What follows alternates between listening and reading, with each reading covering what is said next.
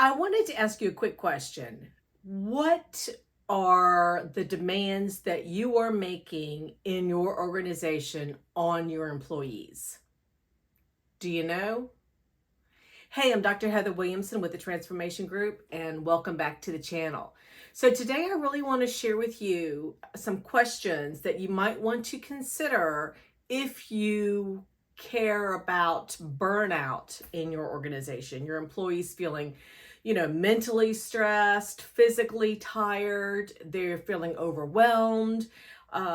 Productivity is probably dropping because of that, because they just feel like they just don't have the bandwidth to do what you as the business owner or you as the manager want them to accomplish. So just some questions to think about. And I got this out of the Predictive Index in an article that they had written. And they're really good questions to consider. So the first question, and there are 5, the first question is, what is my organization doing to ensure people have the capacity in order to be productive? And this is a really good question to consider, and it's something you might want to ask your leadership team. And that is, what is the capacity that our people have? Do they lack capacity? I mean, I have some clients that are constantly complaining that they just have too much work. There's not enough hours in the day. Even though delegation is a key, it's still, then they start feeling like, well, I can't delegate to my direct reports because they're overwhelmed as well. So this is some great insight for you to figure out, all right, maybe I need to hire some people to fill in some gaps where people are overworked.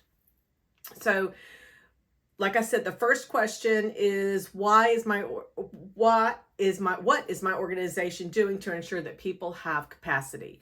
The second question you should be asking yourself and your management team, and that is, are we using tools to ensure people are hired for the right roles that actually suit them the best?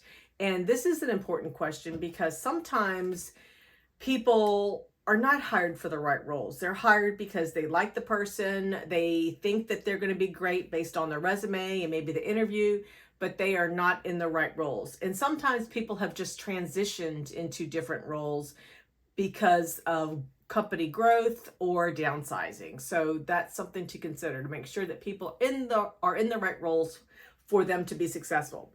The third question is, do we have individualized management strategies in place to understand how a person makes decisions, how they take action, and how they deal with conflict? So if your people don't have a process on how they make decisions, or even really to handle conflict, conflict is not always bad. Conflict can be good if it's bringing forth ideas. But if conflict is bad, they're letting people get away with things because they just don't want to address it because the other person is going to cause a scene or cause trouble. There needs to be some methodology behind how your people handle these situations.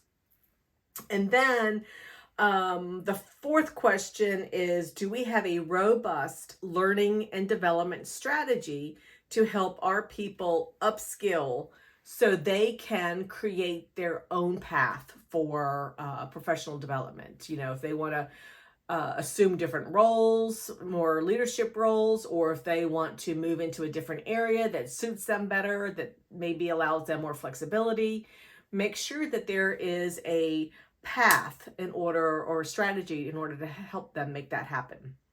And then the last question, the fifth question I have for you is, are there methods in place to measure engagement and gain actionable insights to address problem areas? So are there methods in place to measure engagement and then address problem areas? You should always be asking your people how they're doing in your one-on-ones, and then measure employee engagement. There are tools out there. Also, when it comes to hiring, make sure that the people are in the right roles. There are assessments for that as well. I know I've used those with my clients. And if the use of measuring gives you the information in the data to support any changes that need to be made. And I also think it's important to have that qualitative data. So ask your people questions in surveys that will provide them the opportunity to share their experiences and also what's working and what's not in their particular roles. So this is a way for you to really have a better understanding of the demands of your workforce, of your employees in your organization. So if you like this video, like the button below, and don't forget to subscribe. Also, if you want to get more information about how you can assess your organization and the demands that are placed on your employees, then don't forget to shoot me an email at drheather@transformationgroupllc.com. So just to recap real quick, those 5 questions that you should be asking yourself if the demands of your employees are way too much.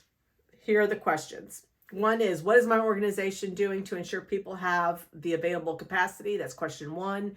Question 2 is, are we using tools to ensure people are hired for the right roles that suit them behaviorally? The third question is, do we have individualized management strategies in place to understand how a person makes decisions, how they take action, and how they deal with conflict?